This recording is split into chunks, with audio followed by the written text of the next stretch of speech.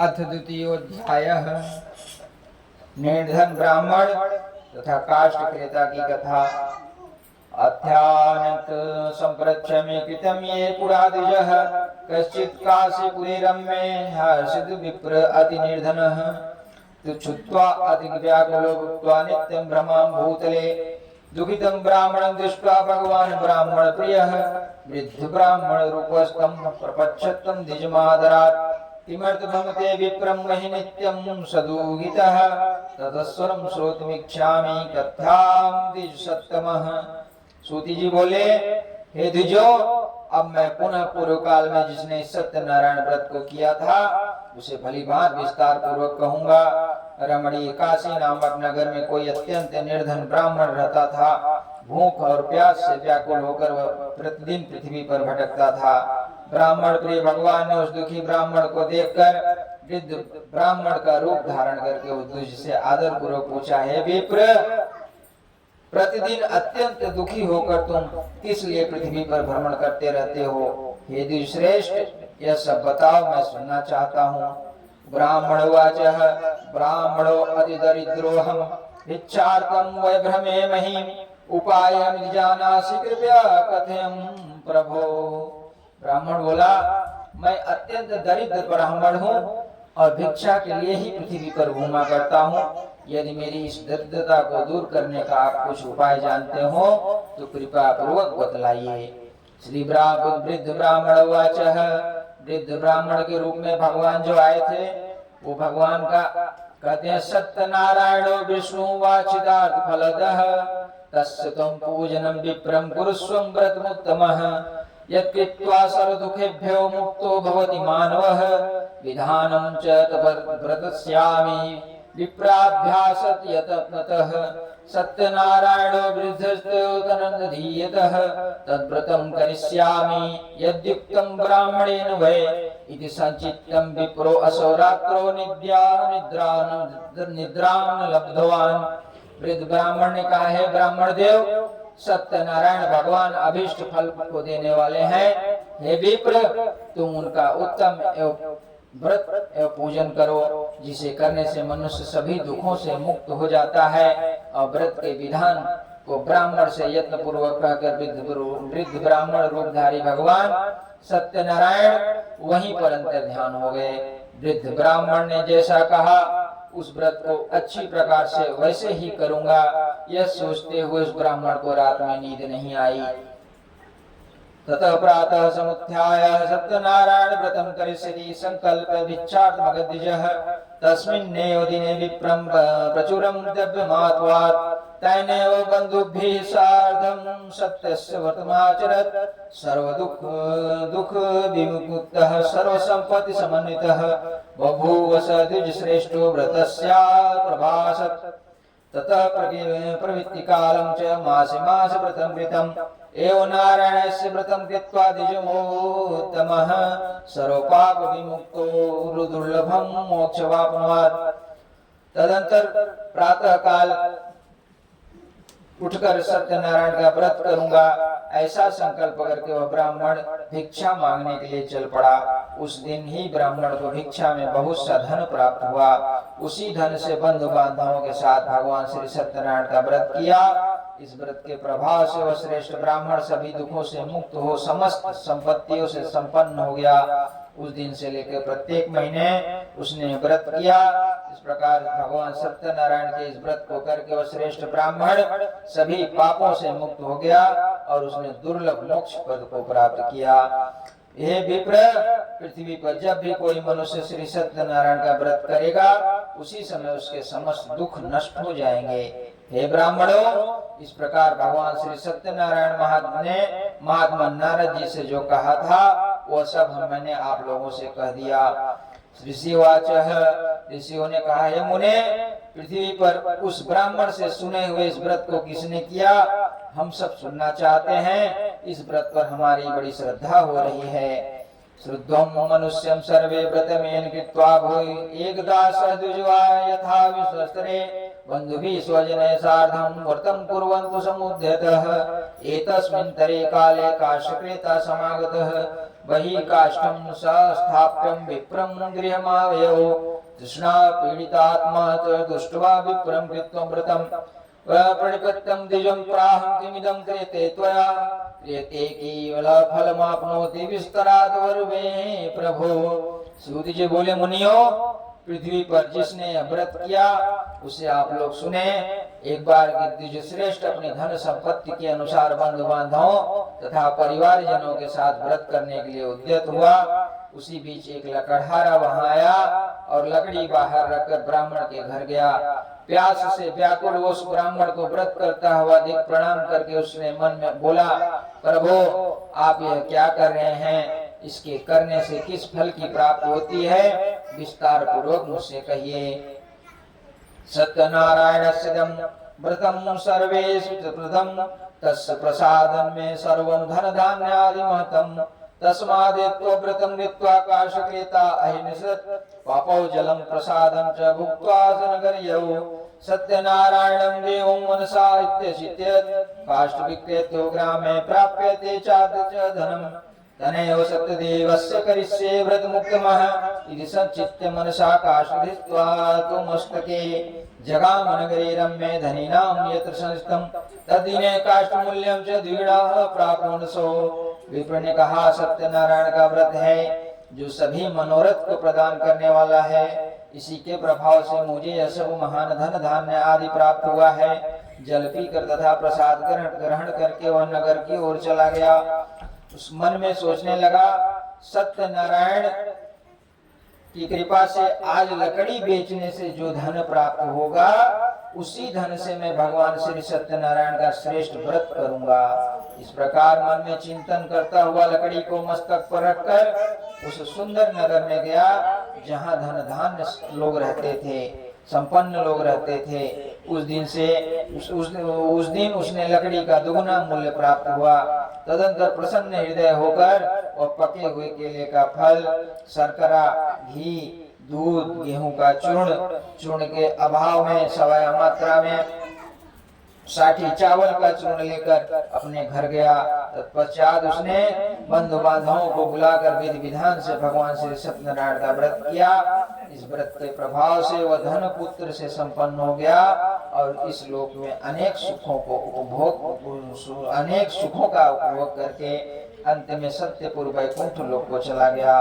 इस प्रकार श्री स्कंद पुराणे रेवा खंडे श्री सत्यनारायण व्रत कथायां द्वितीयोऽध्यायः।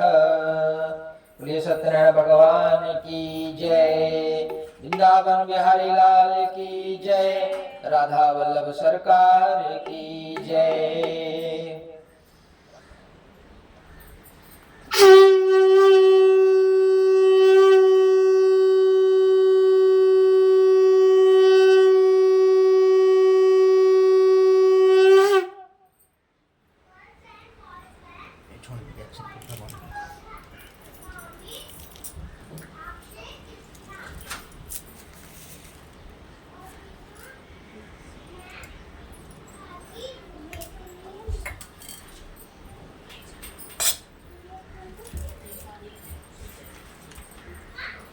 अथ द्वितीयोऽध्यायः।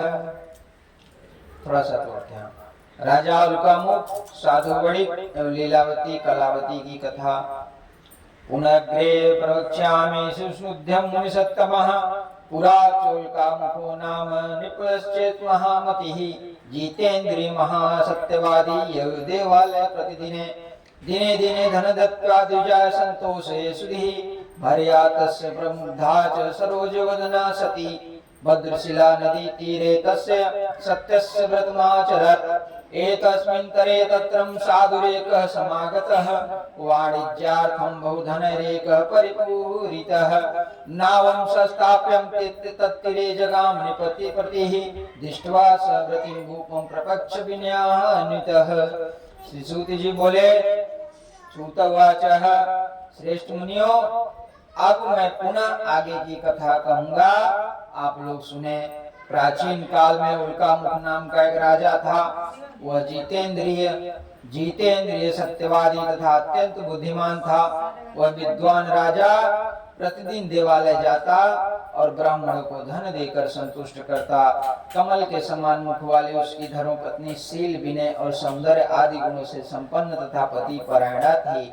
राजा एक दिन भद्रशिला नदी के तट पर श्री सत्यनारायण का व्रत कर रहा था। उसी समय व्यापार के लिए अनेक प्रकार की पुष्कल धनराशि से संपन्न एक साधु वहां आया। भद्रशिला नदी के तट पर नाव को स्थापित कर वह राजा के समीप गया और राजा को उस व्रत में दीक्षित देकर विनय पूर्वक पूछने लगा, किमिदं कुरुसे राजनं भक्ति युक्तेन चेतसा प्रकाशं तत्सर्वं श्रोतुमिच्छामि संव्रतम्। साधु ने कहा, राजन आप भक्ति युक्त चित्त से यह क्या कर रहे हैं? कृपया यह सब बतलाइए, यह सब मैं सुनना चाहता हूँ। पूजनम क्रियते साधो विष्णुरतुल तेजसः व्रतम च स्नैव सार्धं पुत्राद्यावति प्राप्ति काम्यः। राजा बोले, साधो पुत्र आदि की प्राप्ति की कामना से अपने बंधु बांधवों के साथ में अतुल तेज संपन्न भगवान विष्णु का व्रत एवं पूजन कर रहा हूँ। भूपस्य वचनं श्रुत्वा साधु प्रवाच सादरं सर्वं कथयं राय मे राजनं करिष्येऽहं तवोदीयतं मपापि सतति निर्दष्टि हेतास्मज्यते ध्रुवं ततो निवृत्तवाणिज्यात् सानन्दो गृहमागतः भार्यामय करितं सर्वं व्रतं सन्ततिदायकं तदा व्रतं करिष्यामि यदा मे सन्ततिः भवेत् इति लीलावती प्रायः पत्नी साधु सत्तमः।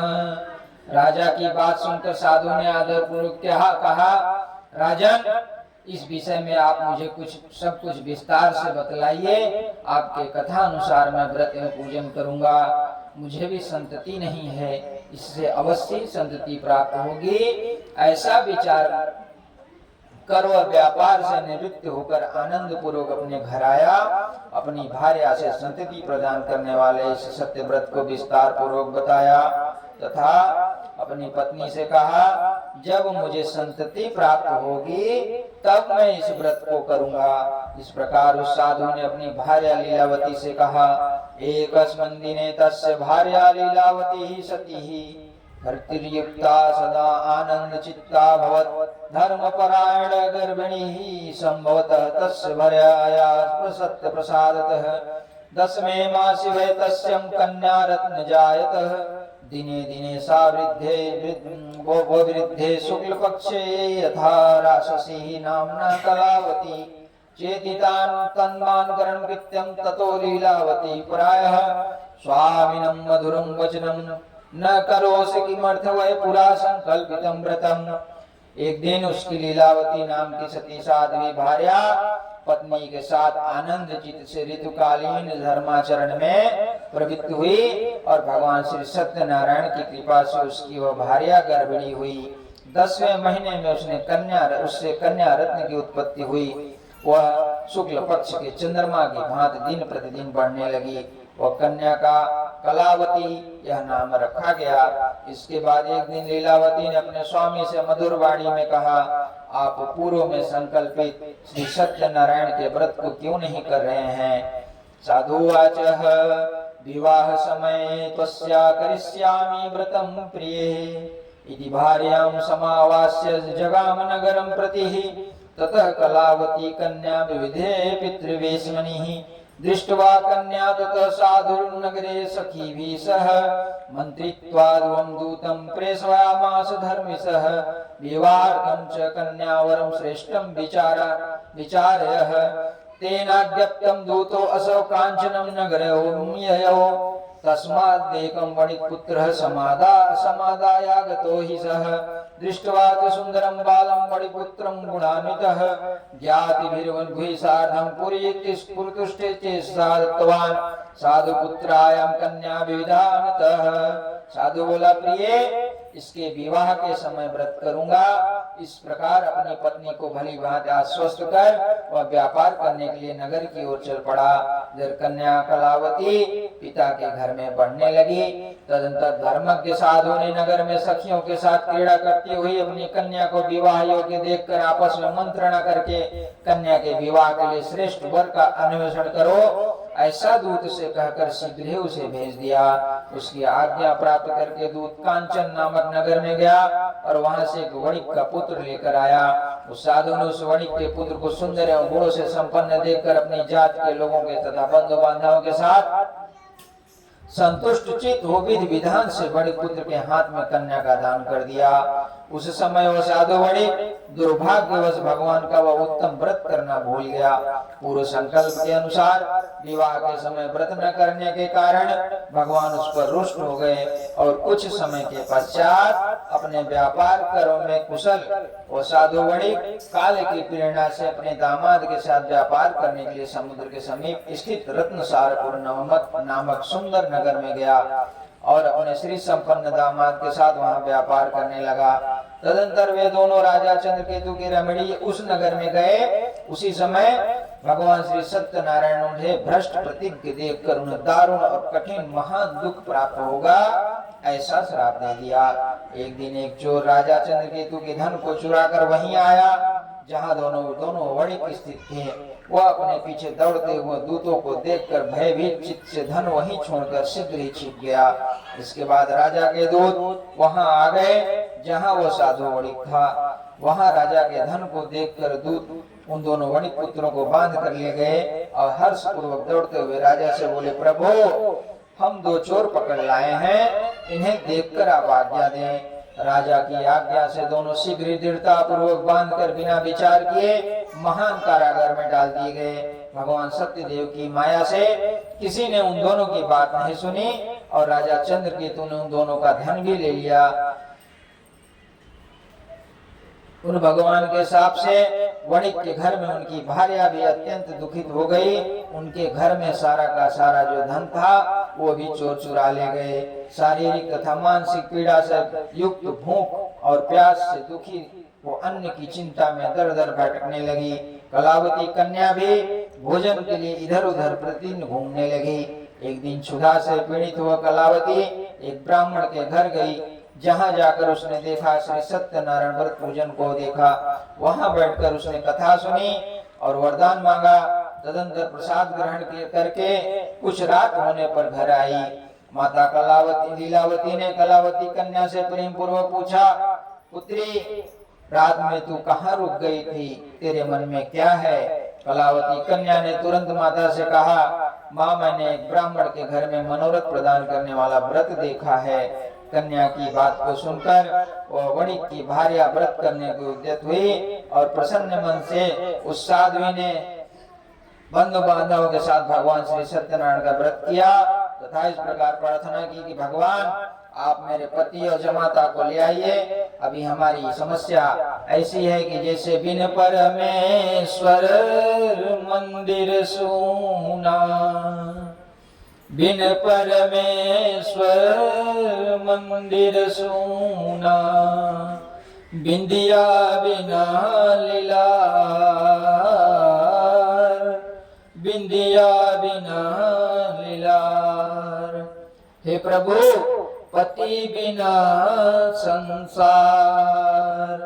लीलावती भगवान से प्रार्थना करती है कि हे प्रभु जिस प्रकार मंदिर में प्रभु परमेश्वर ना रहे तो मंदिर सुना रहे और बिंदिया लीलार पे ना रहे तो लीलार सुना रहे, उसी प्रकार बिना पति के मेरा संसार सुना है। आप हमारे पति जमाता के अपराध को क्षमा करें और वे दोनों अपने घर शीघ्र आ जाएं। इस व्रत से भगवान श्री सत्यनारायण पुनः संतुष्ट हुए।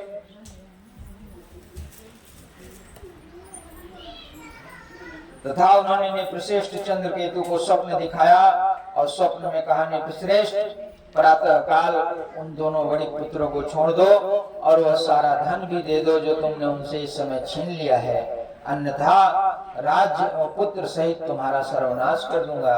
राजा से स्वप्न में ऐसा कहकर भगवान श्री सत्यनारायण अंतर ध्यान हो गए। इसके अनंतर प्रातः काल राजा ने अपने सभासदों के साथ सभा के मध्य बैठकर अपना स्वप्न लोगों को बताया और कहा, दोनों वणिक पुत्रों को शीघ्र ही मुक्त कर दो।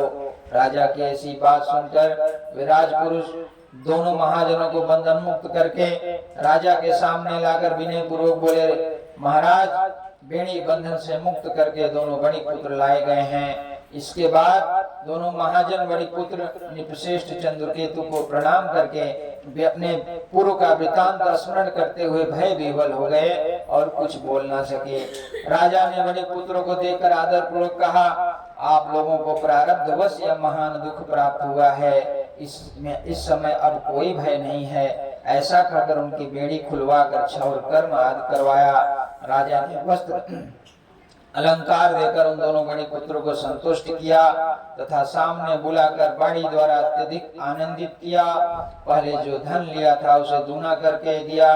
तदंतर राजा ने पुनः उनसे कहा, साधो अब आप अपने घर को जाएं। राजा को प्रणाम करके हम आपकी कृपा से जा रहे हैं। ऐसा कहकर उन दोनों महावैश्यों ने अपने घर की ओर प्रस्थान किया। इस प्रकार से स्कंद पुराणे रेवाखंडे श्री सत्यनारायण व्रत कथायाम तृतीयोऽध्यायः। बोलिए वृंदावन बिहारी लाल की जय, राधा वल्लभ सरकार की जय। कमलाकांत प्रभु कमल नयन स्वामी, घट घट वासी अंतरयामी।